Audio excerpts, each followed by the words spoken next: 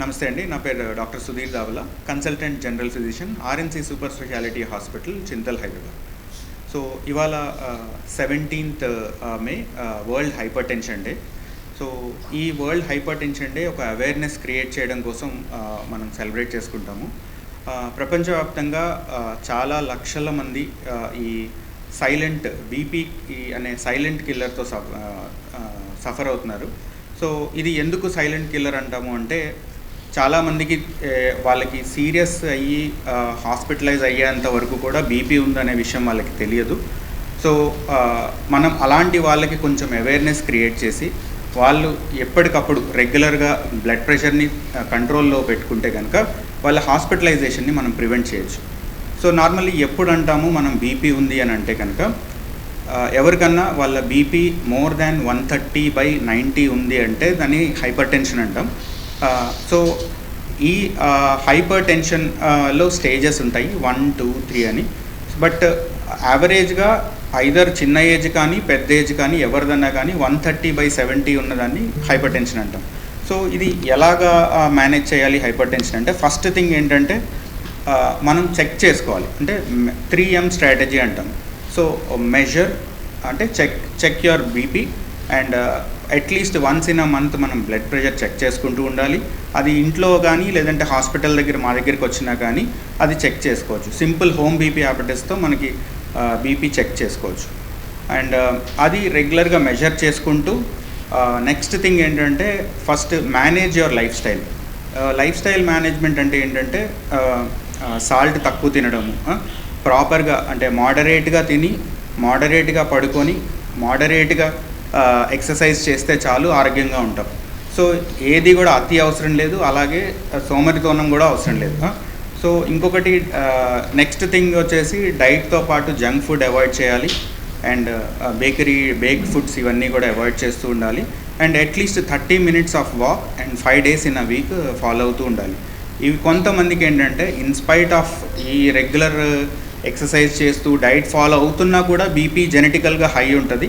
వాళ్ళని మాత్రం BP control చేయడానికి మా దగ్గరికి రమ్మని చెప్తూ ఉంటాం. సో అప్పుడు మనం మెయింటైన్ చేసుకోవాలి. ఒక్కసారి బీపీ ట్యాబ్లెట్ వాడుతున్నాము లేకపోతే స్టార్ట్ చేసాము, ఇట్ డజంట్ మీన్ దట్ మనం జీవితకాలం వాడాలని కాదు. కాకపోతే ఎప్పుడు చూసినా మన బీపీ 130/90 లోపల మెయింటైన్ చేసుకోగలిగితే ఎలాంటి కాంప్లికేషన్స్ రాకుండా మనం ఆపచ్చు. ఎలాంటి కాంప్లికేషన్స్ అంటే, చాలామందికి బ్లడ్ ప్రెషర్ ఎక్కువ అవడం వల్ల కంటిలోని డెలికేట్ నరాలు, రెటీనా అంటాము, ఆ రెటీనాకి వెళ్ళే రక్తనాళాలు దెబ్బతినచ్చు. అలాగే కిడ్నీకి సంబంధించిన వ్యాధులు రావచ్చు. చాలామంది డయాలసిస్ పేషెంట్స్ ఒకప్పుడు బీపీ పేషెంట్స్ అయ్యి ఉంటారు. అండ్ ఇంకోటి గుండెకి సంబంధించిన స్ట్రోక్స్ కానీ మెదడుకి సంబంధించిన బ్రెయిన్ స్ట్రోక్స్ కానీ బీపీ హై ఉన్నప్పుడు వచ్చే ఛాన్స్ ఉంటుంది. సో అవర్ స్ట్రాటజీ, మన స్ట్రాటజీ ఎలా ఉండాలి అంటే, measure your BP, modify your lifestyle and ఇంకొకటి maintain your BP and time to time ఫాలోఅప్కి డాక్టర్ అడ్వైస్ తీసుకోండి. సో నా సజెషన్ ఏంటంటే, we as an RNC hospital team we emphasize అంటే అందరికీ కూడా రెగ్యులర్గా బీపీ చెకప్ చేయడానికి మేము 19th రోజున every month free camp conduct చేస్తాము. ఎలాంటి ఫైనాన్షియల్ బ్యాక్గ్రౌండ్ ఉన్నా మా దగ్గరికి ఎప్పుడైనా కానీ వస్తే మేము ఫ్రీగా దాన్ని బీపీని, షుగర్ని కంట్రోల్ చేస్తూ ఇలా హాస్పిటలైజేషన్ని ప్రివెంట్ చేసే విధంగా మనం హెల్ప్ చేస్తాం. Thank you.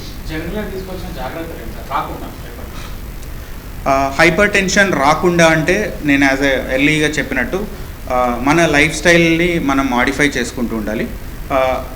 Life style modifications అంటే ఏంటంటే, సాల్ట్ కంటెంట్ తగ్గించాలి, నిలవున్న పచ్చళ్ళు లేదంటే హై ఏమంటారు మంచూరియాలు ఇలాంటి high salted items, junk foods ఇవన్నీ అవాయిడ్ చేస్తూ at least 6 to 7 hours of adequate sleep and దాంతోపాటు moderate exercise and plenty of fresh fruits and vegetables.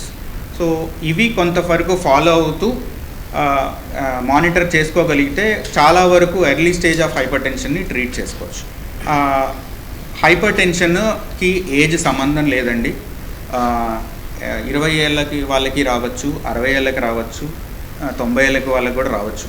కాకపోతే 20 ఏళ్ళ వాళ్ళకి హైపర్ టెన్షన్ వస్తుంది అంటే మనం చాలా జాగ్రత్తగా కొన్ని ఇంపార్టెంట్ టెస్టులు చేయాలి. లైక్ థైరాయిడ్ స్క్రీనింగ్ కానీ, లేదు అంటే కొన్ని కిడ్నీ పైన అడ్రినల్ గ్లాండ్ అంటాం, అలాంటి ఫియోక్రోమోసైటోమ్ అని కొన్ని ఉంటాయి. అండ్ కొంతమందికి కిడ్నీకి వెళ్ళే రక్తనాళాలు సన్నగా ఉండొచ్చు, రీనల్ ఆర్టరీ స్టెనోసిస్ అంటాం. సో ఈ జెనెటికల్గా వాళ్ళకి ఏదైనా ప్రాబ్లం వచ్చి బీపీ వచ్చిందా అనేది మనం ఎవాల్యుయేట్ చేస్తాం. సో యంగ్ హైపర్ టెన్షన్స్ ఉన్నప్పుడు మాత్రం మేము ఎట్టి పరిస్థితుల్లో ఈ టెస్ట్లు చెక్ చేసి వాళ్ళని ఆ ప్రైమరీ కాజ్ని ట్రీట్ చేసామనుకోండి, వాళ్ళు ఫ్యూచర్లో లాంగ్ టర్మ్ హైపర్ టెన్షన్ వల్ల వచ్చిన కాంప్లికేషన్స్ రాకుండా ప్రివెంట్ చేస్తాం. సో ఈ రోజుల్లో ఏంటంటే బీపీ అనేది చాలా పెద్ద సైలెంట్ కిల్లర్. సో ఏజ్ ఫ్యాక్టర్కి దానికి అసలు సంబంధమే లేదు. సో ఎవరైనా కానీ ఏజ్కి ఇర్రెస్పెక్టివ్గా self home BP monitoring with a good device చేసుకుంటే సరిపోతుంది. హైపర్ టెన్షన్ ఎక్కువైతే కామన్గా ఫస్ట్ వచ్చే చేంజ్ ఏంటంటే అండి, మెడ నొప్పి, మెడ దగ్గర రక్తనాళాలు కొట్టుకున్నట్టు అనిపించడం, తలనొప్పి రావడం, కొంచెం కళ్ళు తిరిగినట్టు అనిపించడం, అండ్ యూరిన్ వెళ్తుంటే కొంతమందికి ప్రోటీన్ లాస్ వల్ల నురగలా రావడం, అండ్ కొంతమందికి కొంచెం ఆయాసం కలగడం, అండ్ కొంతమందికి కాళ్ళు వాపులు రావడం, ఇలాంటి రకరకాల మార్పులు మనకు కనబడుతూ ఉంటాయి. సో ఎప్పుడైనా ఏ మార్పులు ఉన్నా లేకపోయినా దయచేసి మీ సెల్ఫ్గా బీపీ మానిటరింగ్ మీరు at least once in a month or every time normal అంటే at least once in 2 to 3 months అన్న ఒకసారి చెక్ చేసుకోవాల్సి ఉంటుంది. బీపీకి రకరకాల మందులు ఉన్నాయండి. ఆ మందుల కన్నా ముందు మనం first as I said life style changes చాలా ఇంపార్టెంట్. లైఫ్ స్టైల్ మాడిఫికేషన్ చేస్తూ డైట్ ప్రాపర్గా ఫాలో అవుతూ సాల్ట్ తగ్గించుకుంటూ in spite of that BP high వస్తుంది అంటే కనుక ఖచ్చితంగా మేము వాళ్ళ వయసుకు తగ్గట్టు, వాళ్ళ కోమాబిలిటీస్ తగ్గట్టు, వాళ్ళకి షుగర్ ఉన్న వాళ్ళకి ఒకలాగా, లేని వాళ్ళకి ఒకలాగా, ఆస్తమా ఉన్న వాళ్ళకి ఒకలాగా, అట్లా రకరకాల మందులు ఉంటాయి. అవి మేము ఫిజిషియన్స్ లేదంటే రెగ్యులర్ హాస్పిటల్ డాక్టర్స్ మీకు సజెస్ట్ చేస్తాం.